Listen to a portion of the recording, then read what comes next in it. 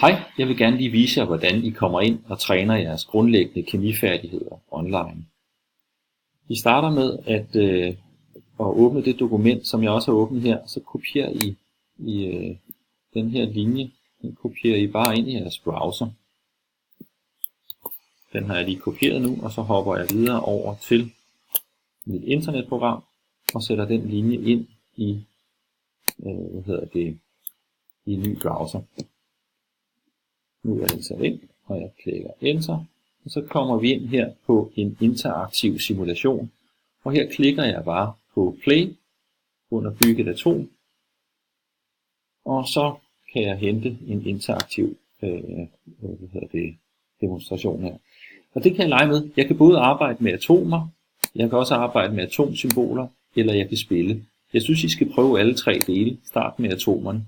Hvis jeg nu klikker på den, så opstår der den her, hvor jeg kan træne mig selv i mine færdigheder. Her har jeg for eksempel taget en proton, placeret den inde i et atoms kerne. Hvis jeg nu tager en proton mere plus 2 neutroner, så har jeg en almindelig heliumkerne, og udenom kernen, så skal jeg have placeret nogle elektroner. Så placerer jeg 2 elektroner, og så kan jeg så tjekke hernede om det atom, jeg har lavet, det er stabil eller ustabil. Jeg kan også undersøge omkring ladningen, og jeg kan undersøge om nukleon antallet.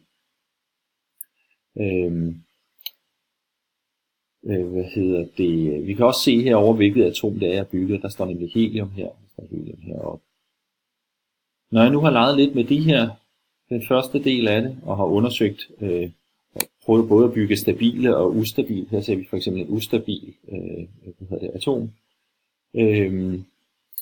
så er jeg klar til at gå videre til at arbejde med symboler. Så jeg klikker hernede ved symbol, og så kan vi igen lige undersøge, hvis jeg nu tager for eksempel hydrogen i stedet for, så kan vi se nukleontallet heroppe, og vi kan se antallet af protoner hernede, som også er det samme som atomnummer.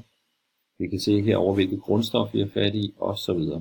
Vi kan igen lige klikke på, om det er stabil eller ustabil, det jeg har bygget. Man kan også prøve at se, hvordan vil elektronskyen se ud. Der kræver det så lige, at der er en elektron, så det har jeg lige vist nu. Så kommer vi til spil. Når I har arbejdet lidt med det andet, så kan I arbejde med spillet. Vi kan så vælge at starte med det første af spillene her.